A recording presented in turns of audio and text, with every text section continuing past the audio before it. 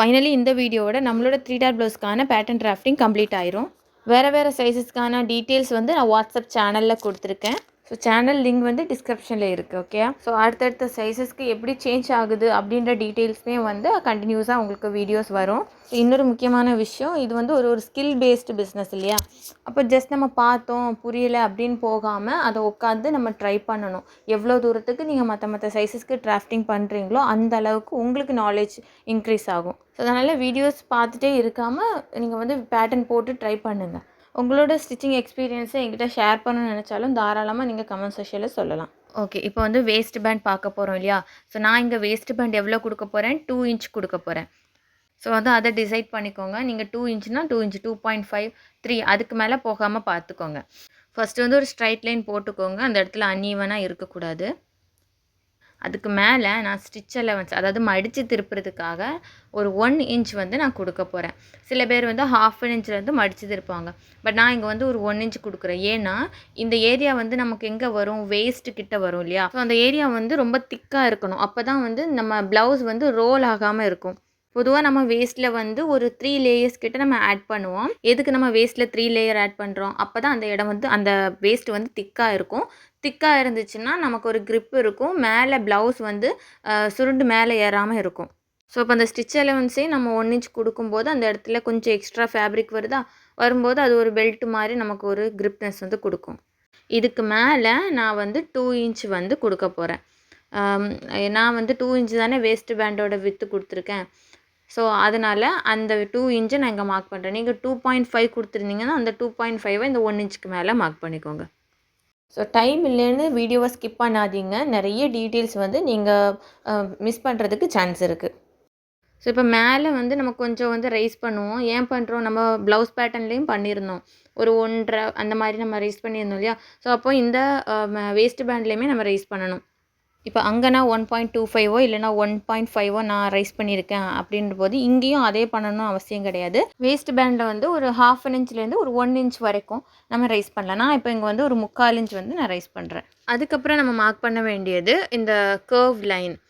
இந்த கர்வில் எவ்வளோ மெஷர்மெண்ட் இருக்கோ அதை மெஷர் பண்ணி நம்ம இந்த வேஸ்ட் பேண்டில் மார்க் பண்ண போகிறோம். இப்போ எனக்கு வந்து அங்கே 2.5 இருக்குது.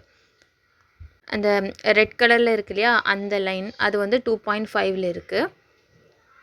ஸோ அந்த 2.5 வந்து ஸ்ட்ரைட்டாக நம்ம மார்க் பண்ண போகிறோம். அங்கே கர்வாக இருக்குது. அப்போ இங்கேயும் நம்ம கர்வ் போட்டுட்டு மார்க் பண்ணணும் அப்படின்னு கிடையாது. இங்கே வந்து ஸ்ட்ரைட்டாக அது சின்ன கர்வ் தானே, பிரச்சனை இல்லை. ஸ்ட்ரைட்டாகவே வந்து 2.5 வந்து மார்க் பண்ணலாம். இதுதான் நம்மளோட வேஸ்ட் இல்லையா? ஸோ அப்போ இங்கே வந்து நம்மளோட வேஸ்ட் எவ்வளோ? 29. அந்த 29 4ஆல் டிவைட் பண்ணும்போது வரக்கூடிய வேல்யூவை தான் நம்ம இங்கே மார்க் பண்ண போகிறோம். 7.25 வந்து நாங்கள் மார்க் பண்ணியிருக்கேன். நம்ம வேஸ்ட்டில் வந்து 7.25 இருக்கிறனால நம்ம அந்த போர்ஷன்லேயும் வந்து நம்ம 7.25 வந்து மார்க் பண்ணிடுவோம். அப்படி பண்ணக்கூடாது. ஏன்னா இந்த லைன் இருக்கு இல்லையா? இங்கே தான் வந்து அந்த கர்வ் போர்ஷன் வந்து நம்ம வச்சு ஸ்டிச் பண்ண போகிறோம். அப்போ அங்கே நம்ம எவ்வளோ மார்க் பண்ணியிருந்தோம்? 7.25 கூட ஒரு 1/4 இன்ச் வந்து எக்ஸ்ட்ரா கொடுக்கணும் அப்படின்னு சொல்லியிருந்தோம் இல்லையா? 7.5 தானே நம்ம அங்கே மார்க் பண்ணியிருந்தோம். அப்போ அந்த 7.5 தான் நம்ம இந்த ஏரியாவில் மார்க் பண்ணணும்.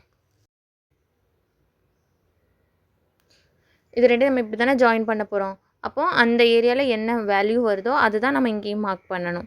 அப்போ தான் அது கரெக்டாக ஜாயின் ஆகும். நம்ம அங்கே 1/4 இன்ச் வந்து எக்ஸ்ட்ரா கொடுத்துருந்தோம். அதனால் இங்கே பண்ணுறோம். அங்கே கொடுக்கல அப்படின்னா இங்கேயும் நம்ம பண்ணக்கூடாது. ஸோ இப்போ செக் பண்ணிக்கோங்க.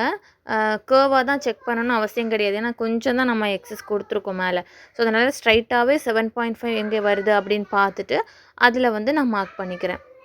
ஸோ இப்போ இதுதான் என்னோட கரெக்டான பாயிண்ட்டு. இங்கே வந்து நம்ம 7.25 தான் கொடுக்க போகிறோம். ஏன்னா அது வேஸ்ட்டில் வந்து அந்த 1/4 இன்ச் வந்து எக்ஸஸ் வரக்கூடாது. வந்துச்சுன்னா அங்கே உங்களுக்கு லூஸ் வரும். லூஸ் வந்துச்சுன்னா ஆட்டோமேட்டிக்காக ப்ளவுஸ் வந்து மேலே ஏறிடும். ஸோ அதனால் கீழே வந்து 7.25 என்ன வேல்யூ எடுக்கிறீங்களோ அதை வச்சுக்கோங்க. மேலே வந்து டாட் பிடிச்சதுக்கப்புறம் எவ்வளோ வேல்யூ இருக்கோ அதை வந்து மார்க் பண்ணிக்கோங்க. இப்போ வந்து 1.25 வந்து நான் சீம் அலவன்ஸ் வந்து கொடுத்துருக்கேன். ரொம்ப ஈஸி மெத்தடு. நீங்கள் ஒரு 2 டைம் போட்டுட்டாலே வந்து அது அப்படியே ஆட்டோமேட்டிக்காக உங்களுக்கு வந்து வந்துடும். ஈஸியாக வந்துடும் இந்த பேட்டர்ன். ஸோ வேறு பட்டி பீஸ் எப்படி கட் பண்ணுறாங்க அதெல்லாம் பார்த்து கன்ஃபியூஸ் பண்ணிகிட்டு இருக்காமல் ஒரே மெத்தடை ஃபாலோ பண்ணுங்கள். சீம் அலவன்ஸ் வந்து இதுக்கு மேலே தான் நான் கொடுத்துருக்கேன்.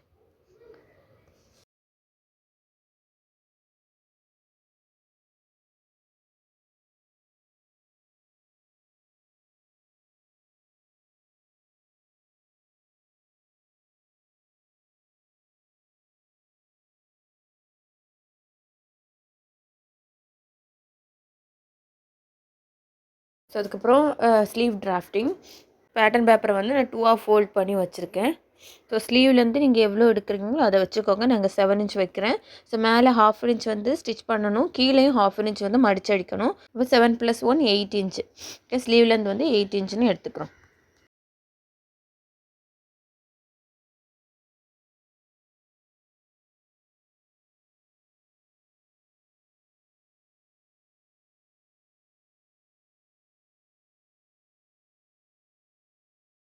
ஸோ அதுக்கப்புறம் கேப் ஹைட் மார்க் பண்ணணும். கேப் ஹைட் வந்து நம்ம பாடியிலேருந்தும் நம்ம எடுப்போம், இல்லைனா வந்து ஃபார்முலா பேஸ் பண்ணியும் பண்ணுவோம். அது 2மே வந்து நம்ம யூஸ் பண்ணலாம். இப்போ கேப் ஹைட்டுக்கான ஃபார்முலா வந்து அப்பர் செஸ்ட் டிவைடட் பை 10. இப்போ இதில் வந்து அப்பர் செஸ்ட் எவ்வளோ 34. 34 டிவைடட் பை 10னா 3.4. நம்ம இந்த ஆர்ம் ஹோல் கிட்ட க்ரீசஸ் இருக்குது, நிறைய ஃபோல்டிங் இருக்குலாம் நம்ம சொல்லுவோம் இல்லையா? ஸ்லீவில் வந்து நிறைய ஃபோல்ட் ஆகுது அப்படிலாம் சொல்லுவோம் இல்லையா? ஸோ இந்த ஃபோல்டெல்லாம் அதை வந்து டிசைட் பண்ணுறதே இந்த கேப் ஹைட் தான். கேப் ஹைட் வந்து நீங்கள் கம்மி பண்ண கம்மி பண்ண ஃபோல்டு க்ரியேட் ஆகும். கேப் ஹைட்டை வந்து நீங்கள் இன்க்ரீஸ் பண்ணிட்டே போனீங்கன்னா அந்த இடத்துல க்ரீஸ்லெஸ்ஸான ஒரு ஸ்லீவாக வந்து உங்களுக்கு கிடைக்கும். ஸோ இப்போ வந்து நம்ம 3.4 வருது இல்லையா? அதையே வந்து நான் இங்கே மார்க் பண்ணுறேன். இப்போ நான் கேப் ஹைட் வந்து 3.5 வச்சுருக்கேன். ஸோ போன வீடியோவில் நெக் வித் பற்றி எக்ஸ்பிளைன் பண்ணும்போது வாய்ஸ் கட் ஆகுதுன்னு சொல்லியிருந்தீங்க. ஸோ அதை ஒன்றும் பண்ண முடியாது. நான் நெக்ஸ்ட் வீடியோலேயே நான் உங்களுக்கு எக்ஸ்பிளைன் பண்ணுறேன். ஸோ கண்டினியூஸாக வீடியோஸ் வரும். அதில் வந்து உங்களுக்கு நெக் வித் பற்றி கம்ப்ளீட் கிளாரிட்டியும் கிடச்சிரும். இப்போ என்னோடய ஆர்ம் ரவுண்ட் எவ்வளோ 8.5 இல்லையா? நான் இதிலேருந்து ஒரு 1/4 இன்ச் மைனஸ் பண்ணி நான் மார்க் பண்ண போகிறேன். ஏன் மைனஸ் பண்ணுறோன்னா, இது வந்து நம்மளோட எக்ஸாக்ட் ஆர்ம் ரவுண்டு 8.5. நமக்கு 8.5 தான் வேணும். ஸ்டிச் பண்ணி முடிக்கும்போது 8.5 இருந்தால் தான் நமக்கு அந்த இடம் கம்ஃபர்ட்டாக இருக்கும். பட் நம்ம இதை எப்படி கட் பண்ண போகிறோம்னா, பயாஸில் கட் பண்ண போகிறோம். அந்த 8.5 எங்கே மார்க் பண்ணணும்? அந்த க்ராஸாக நம்ம மார்க் பண்ணணும் இல்லையா? ஸ்லீவுக்கு. ஸோ அப்போ வந்து இந்த 8.5 நம்ம அப்படியே வைக்கலாம். அப்படி வச்சு நம்ம கட் பண்ணும்போது சின்ன சின்ன அந்த ஸ்ட்ரெச்னால் கொஞ்சம் நமக்கு எக்ஸஸாக வந்து ஸ்டிச் பண்ணும்போது வரும்.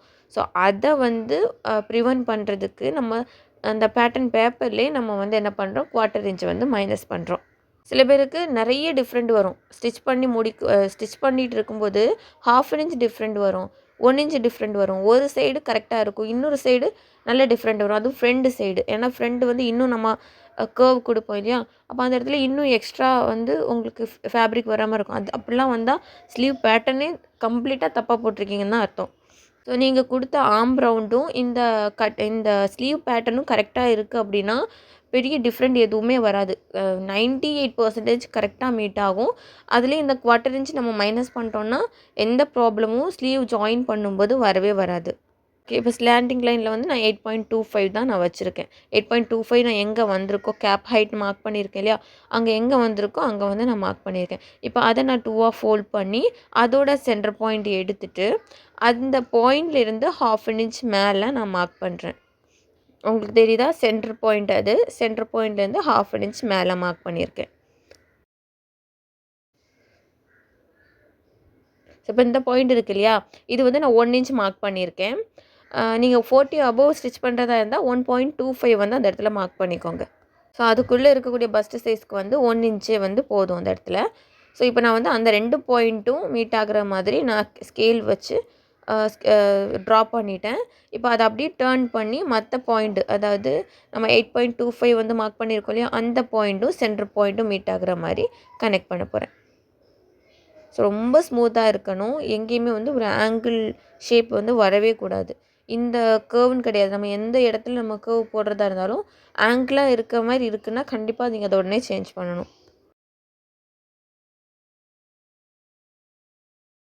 ஸோ இப்போ வந்து அதான் சென்டர் பாயிண்ட்டு. இனி ஃப்ரண்ட் போர்ஷனுக்கு நம்ம கொஞ்சம் கர்வாக உள்ள கட் பண்ணி எடுப்போம் இல்லையா? அது பண்ணணும். அப்போ அதுக்கும் சேம் அதே சென்டர் பாயிண்ட்லேருந்து ஒரு 1/2 இன்ச் அதே லைனில் தள்ளி வச்சுட்டு அதுக்கு கீழே ஒரு 1/4 இன்ச் வந்து நான் மார்க் பண்ணியிருக்கேன். கொஞ்சம் கவனமாக பாருங்கள். பக்கத்தில் அந்த லைனுக்கு பக்கத்தில் 1/2 இன்ச் தள்ளி வச்சுட்டு பாயிண்ட் வச்சுட்டு அதுக்கு கீழே ஒரு 1/4 இன்ச் வந்து நான் பாயிண்ட் பண்ணியிருக்கேன். ஸோ இப்போ இதில் வந்து நம்ம 1 இன்ச் கொடுத்துருக்கோமா, அதை 1/2 இன்ச்சாக மாற்ற போகிறோம். ஸோ அந்த 1/2 இன்ச்சும் கீழே இருக்கிற அந்த 1/4 இன்ச் பாயிண்ட்டும் மீட் ஆகிற மாதிரி ஸ்கேல் வச்சு நான் கனெக்ட் பண்ண போகிறேன்.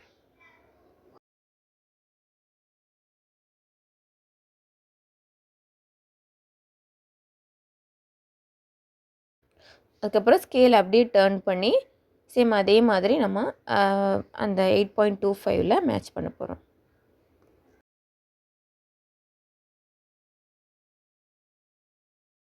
ஸோ அதுக்கப்புறம் 1.25 சீம் அலவன்ஸ் அங்கேருந்து நீங்கள் ஒரு 1/4 இன்ச் கீழே மார்க் பண்ணிவிட்டு அந்த லைனை அப்படியே ஸ்லாண்டிங்காக கீழே இறக்கிடுங்க. ஏன்னா அங்கேயும் ஒரு சின்ன ஆங்கிள் வந்து உங்களுக்கு க்ரியேட் ஆகும்.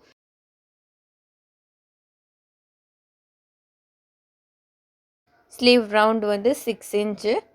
ஸோ அதை மார்க் பண்ணிவிட்டு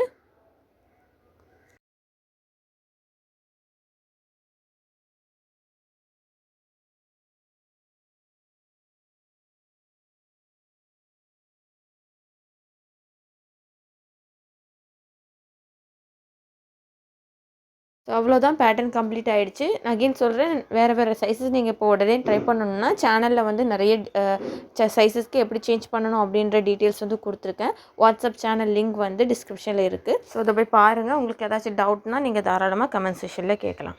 See you in my next video.